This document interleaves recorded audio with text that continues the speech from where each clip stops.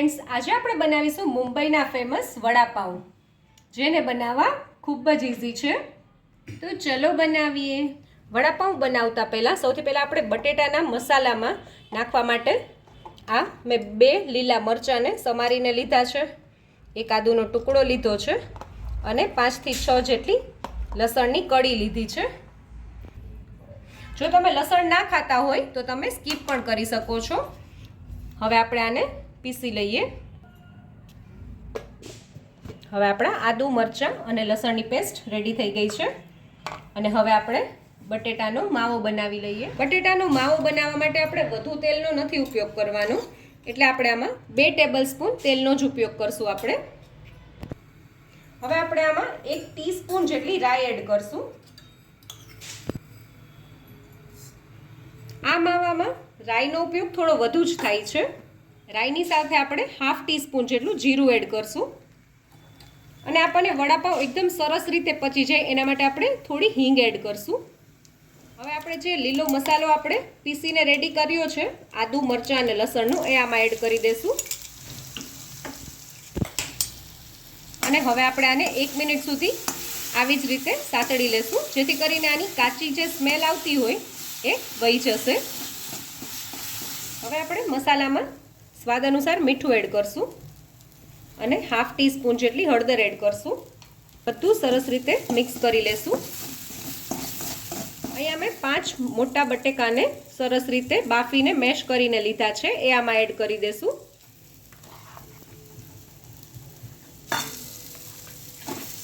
થોડા લીમડાના પાનને આવી રીતે હું કટ કરીને એડ કરી દઈશ અને એની સાથે જ આપણે થોડી ઝીણી સમારેલી કોથમીરને બી એડ કરી દેશું. લીમડાને તમે વઘારમાં પણ નાખી શકો છો, પણ મેં અત્યારે ડ્રાય લીમડો લીધો છે. હવે આપણે બધું સરસ રીતે મિક્સ કરી લઈએ. હવે આપણે લાસ્ટમાં થોડું 1/2 ટીસ્પૂન જેટલું ધાણા જીરું પાવડર એડ કરશું અને 1/4 ટીસ્પૂન જેટલો ગરમ મસાલો એડ કરશું અને હવે બધું મિક્સ કરી લેશું. આપણો મસાલો ઠરે છે ત્યાં સુધીમાં આપણે ચણાના લોટનું બેટર અને કોથમીરની ચટણી બનાવી લઈએ. કોથમીરની ચટણી બનાવવા માટે મેં અહીંયા થોડી કોથમીર લીધી છે, 2 નંગ જેટલા મરચાં લીધા છે, 3 લસણની કળી અને આદુનો ટુકડો લીધો છે. હવે આપણે એને મિક્સર જારમાં એડ કરી દઈએ. હવે આપણે આમાં સ્વાદ અનુસાર મીઠું એડ કરશું, 1 ટીસ્પૂન જેટલો લીંબુનો રસ અને આપણી ચટણીનો કલર એકદમ સરસ ગ્રીન જળવાઈ રહે એના માટે આપણે 1 બરફનો ટુકડો એડ કરશું. હવે આપણે ચટણીને પીસી લઈએ. આપણી ચટણી રેડી છે, તમે જોઈ શકો છો. આપણી ચટણીનો એકદમ સરસ ગ્રીન કલર આવ્યો છે અને હવે આપણે એને એક બોલમાં કાઢી લઈએ. કોથમીરની ચટણીની સાથે વડાપાઉંમાં સર્વ થતી લસણની ડ્રાય ચટણીનો વિડીયો મેં આની પહેલાંના વિડીયોમાં જ મૂકેલો છે, તો તમે જરૂરથી જોજો. હું એની લિંક તમને ડિસ્ક્રિપ્શન બોક્સમાં આપી દઈશ. હવે આપણે આગળની પ્રોસેસ કરીએ. હવે આપણે ચણાના લોટનું બેટર બનાવી લઈએ. એના માટે મેં અહીંયા 1 કપ જેટલો ચણાનો લોટ લીધો છે. આ લોટમાં આપણે સ્વાદ અનુસાર મીઠું એડ કરશું, 1/2 ટીસ્પૂન જેટલી હળદર એડ કરશું, 1/2 ટીસ્પૂન જેટલું લાલ મરચું એડ કરશું, 1/8 ટીસ્પૂન જેટલો જે કુકિંગ સોડા આવે એ આપણે એડ કરશું. હવે આપણે બધું મિક્સ કરી લેશું અને હવે આપણે થોડું થોડું પાણી એડ કરતા જશું અને બેટર બનાવતા જશું. એકસાથે બેટરમાં પાણી નથી નાખવાનું, નહીં તો આપણું જે બેટર છે એ એકદમ પતલું થઈ જશે. આપણું બેટર રેડી થઈ ગયું છે, તમે જોઈ શકો છો. આપણે આ રીતનું બેટર જોશે. મેં અત્યારે 1 કપ પાણી લીધું હતું, એમાં મેં અડધા કપ જેટલા પાણીનો યુઝ કર્યો છે. આપણો મસાલો ઠરી ગયો છે. હવે આપણે વડા બનાવી લઈએ. હવે આપણે બટેટાનો મસાલો છે થોડોક લઈ લેશું અને આવી રીતે રાઉન્ડ શેપમાં વડું બનાવી લેશું.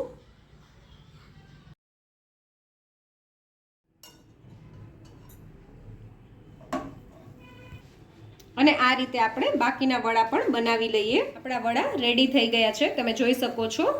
હવે આપણે આને તળી લઈએ.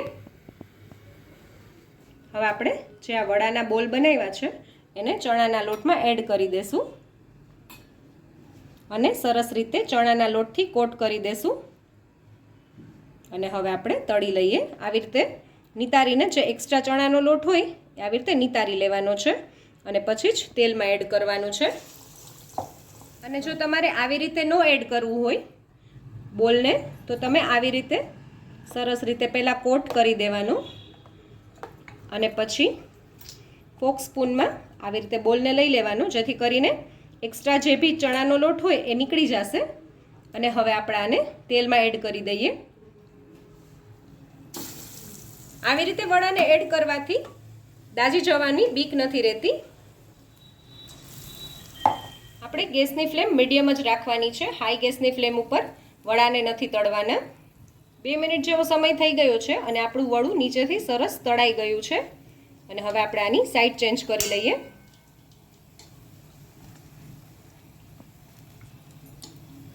બીજી સાઈડ પણ વડા તળાઈ ગયા છે. આપણે પાછા વડાને ફેરવી લઈએ અને થોડા સરસ વડા તળાઈ જાય, થોડા ગોલ્ડન બ્રાઉન થઈ જાય પછી આપણે એને બહાર કાઢી લેવાના છે.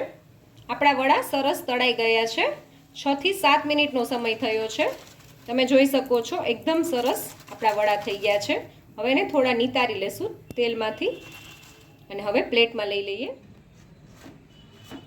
અને હવે આપણે આ જ રીતે બાકીના વડાને પણ તળી લઈએ.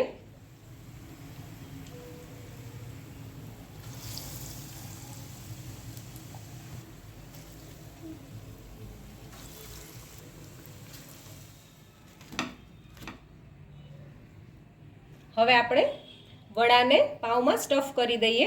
હવે વડાપાઉં સાથે જે ચૂરો સર્વ થાય છે એ આપણે કરી લઈએ. એના માટે આપણે ચમચીમાં થોડું ચણાનો લોટ લેવાનો અને આવી રીતે પાડી દેવાનું.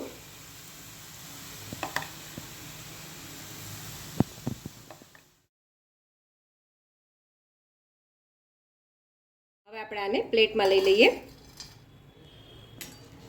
હવે વડાપાઉંની સાથે સર્વ થતાં આપણે મરચી જે આવે છે એ આપણે તળી લઈએ.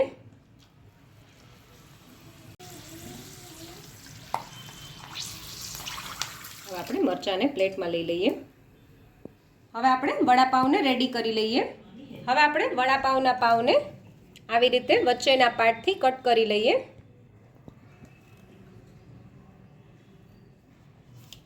આપણે વડાપાઉંના પાઉંને કટ કરી લીધો છે. હવે આપણે એમાં સૌથી પહેલાં નીચે જે ગ્રીન ચટણી આપણે બનાવી છે એ આપણે સ્પ્રેડ કરી દેશું બેવ સાઈડ. હવે આપણે જે લસણની ડ્રાય ચટણી છે એ આમાં એડ કરશું. હવે આપણે વડાને આમાં થોડું પ્રેસ કરીને મૂકી દેશું. હવે આપણે એની સાથે થોડો જે ચૂરો આપણે તળીને રેડી કર્યો હતો એ આપણે આમાં એડ કરશું અને એની ઉપર પાછી થોડી લસણની ચટણી, એની સાથે જ આપણે જે લીલું મરચું આપણે તળીને રાખ્યું હતું એ એડ કરી દઈશું. અને હવે આપણે વડાપાઉંને સર્વ કરી લઈએ. તો તૈયાર છે આપણા મુંબઈના ફેમસ વડાપાઉં. જો તમને મારો આ વિડીયો ગમ્યો હોય તો મારા વિડીયોને લાઈક કરજો, શેર કરજો અને મારી ચેનલ કુકિંગ વિથ ઉમા પુરોહિતને સબસ્ક્રાઈબ કરજો, જેથી કરીને આવા નવા વિડીયો હું તમારી સાથે શેર કરી શકું.